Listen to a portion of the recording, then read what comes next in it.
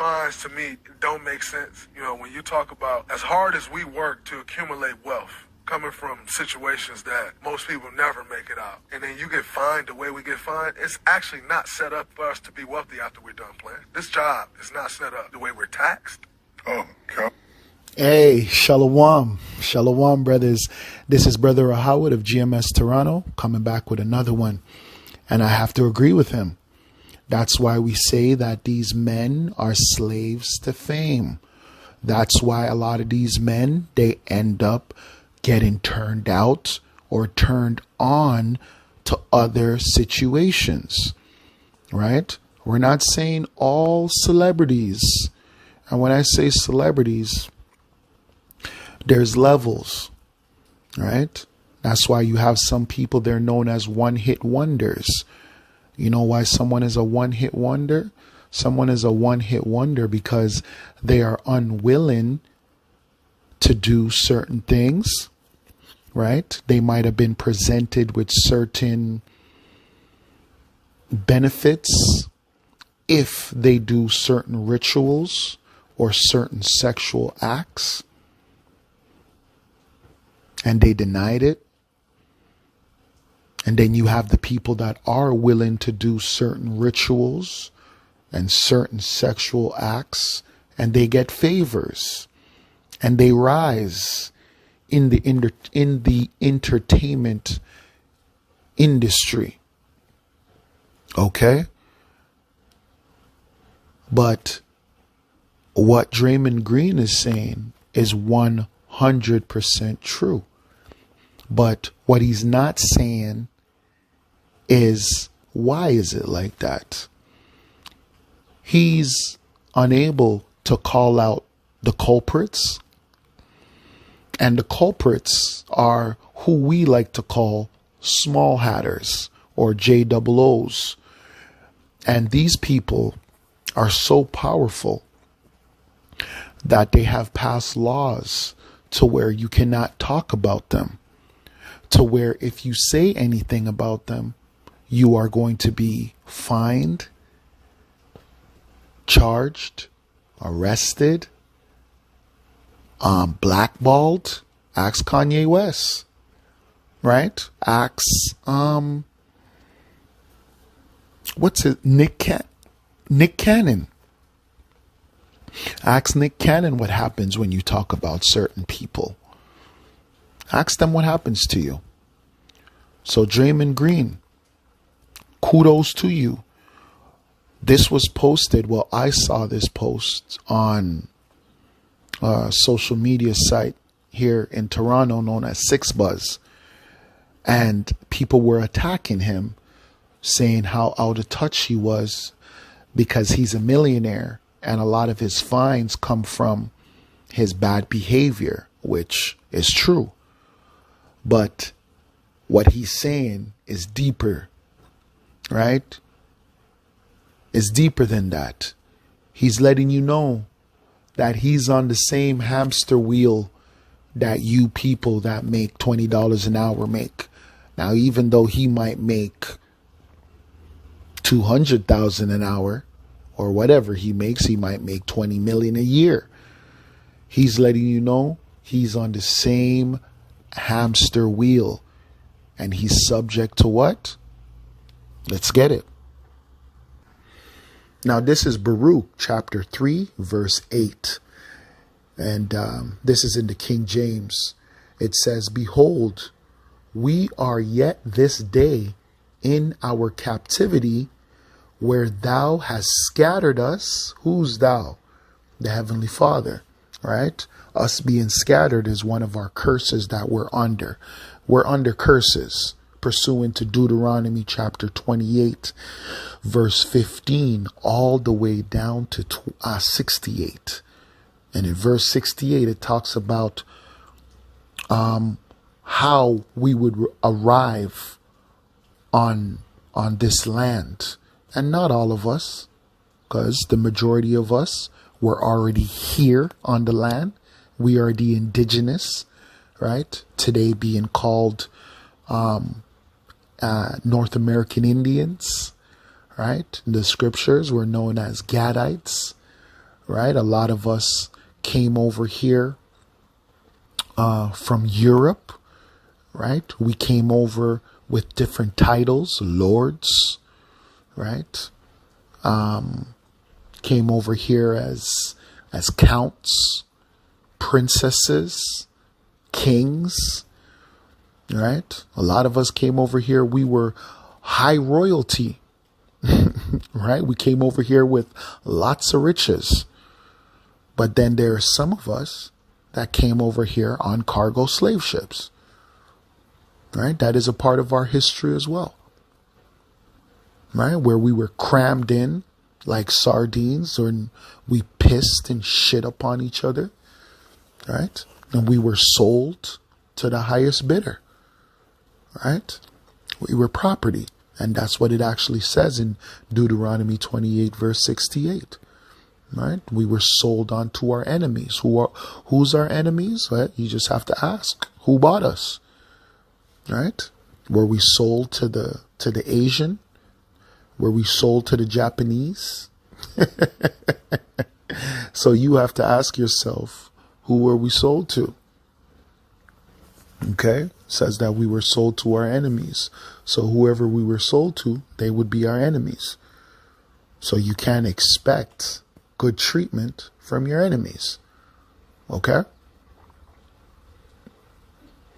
But it says, where thou, which thou is talking about God, his name is Yahweh, has scattered us for a reapproach. Right? Let's get that word real quick. What does reapproach mean? It means to express disappointment in or displeasure with a person. Well, for us, it's a whole nation. The Most High was displeased with us for our what? For our conduct that is blameworthy, right? Or in need of amendment, right? Which means that we need to change. We need to change. Why?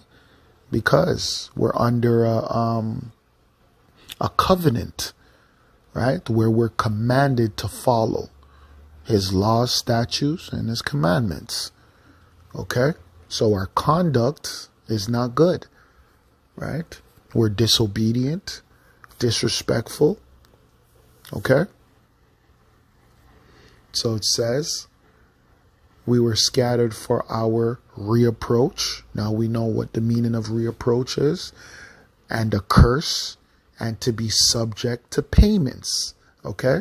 So even though this is a multi-millionaire and he's a basketball star, what is it letting you know?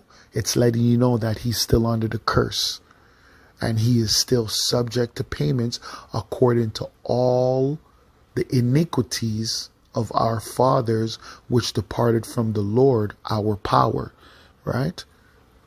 So he's still under the curse, just like we are. Just because he's a multi-millionaire and he's a superstar doesn't mean that he's not a slave. He's still a slave. He's a richer slave. He's a nigga on a horse. If you know what I'm talking about, you know what I'm talking about. Fines to me don't make sense. You know, when you talk about as hard as we work to accumulate wealth, coming from situations that most people never make it out, and then you get fined the way we get fined, it's actually not set up for us to be wealthy after we're done playing. This job is... Exactly. And he's 100% right.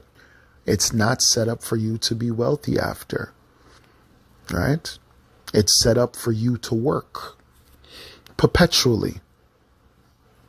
That's why the majority of you celebrities, you so-called blacks, Latinos, Native Americans, you die, even though you sold out, and even though you had a lot of riches, a lot of you die broke. And you're unable to leave anything for your offspring. Why? Because they have to go through that curse as well. That curse that we just read about in Baruch. I said the way we're taxed. Oh, California? the way we're taxed, the way we're fined, and you hear about all these programs like this program, this program, that is to cover everybody. And you heard what Shaq said? Shaq is like, oh, California?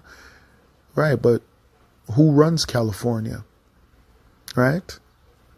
Who are the bankers in California? Who are your taxes paid to? It's not your government. It's not your government. Your government doesn't receive the tax. Right? There is something set up in America which was set up in 1913. Right? It's known as the Federal Reserve Act. So your government doesn't get that money that's taxed. Your government doesn't even print the money that you use. The money that you're using is known as fiat currency, because your money, it used to be known as the greenback, and it used to be backed by gold. It was backed by gold, which means that it was actually worth something. Your money now is worth nothing. That's why it's known as legal tender, right? It's legal tender.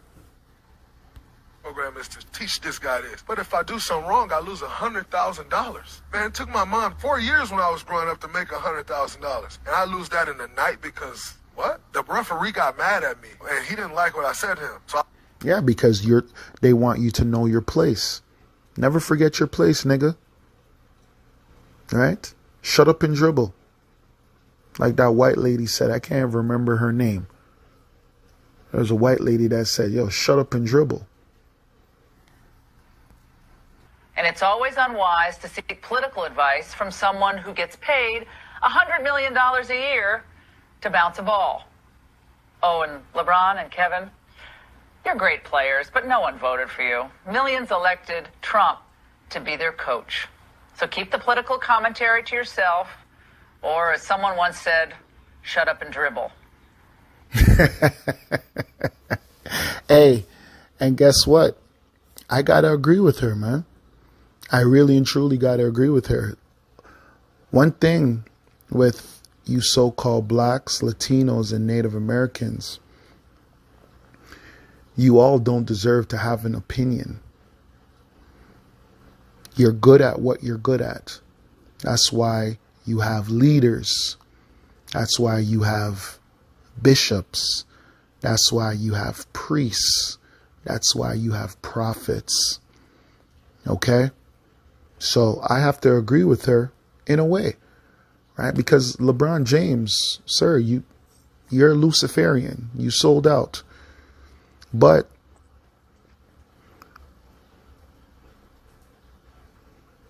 you have to know your place as well, right? You have to know your place, right? So like the lady said, man, shut up and dribble. So all these guys, even though they are, very prosperous in this world, right? Like she said, this man makes probably over $100 million a year. But at the end of the day, in their eyes, he's just an athlete, man. He is just an athlete. That's all he is. He doesn't have any power. And the people with the true power print the money that they give him. So he doesn't really have money. He has fiat currency. He doesn't have wealth, and he could never have wealth because he assimilates fiat currency to wealth. Right? This is Revelation chapter 2, verse 9. And it says, I know thy works and tribulation and poverty.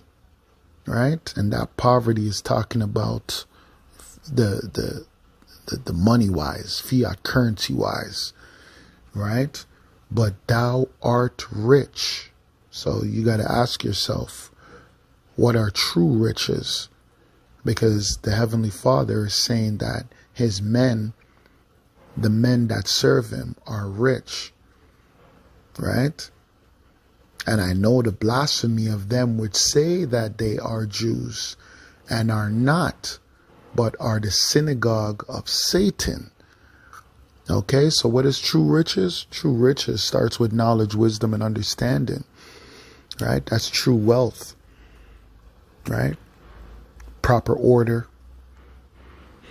Understanding. Obviously, it goes into land. It goes into power. It goes into rulership. It does. Those things are very important because then you're able to give that as an inheritance onto your children. The only thing that we really and truly as a people hand down to our children is debt. And why? Because the money that we are given, that we equate with riches, is actually debt. And when I say debt, I mean DEBT. Right? It represents debt.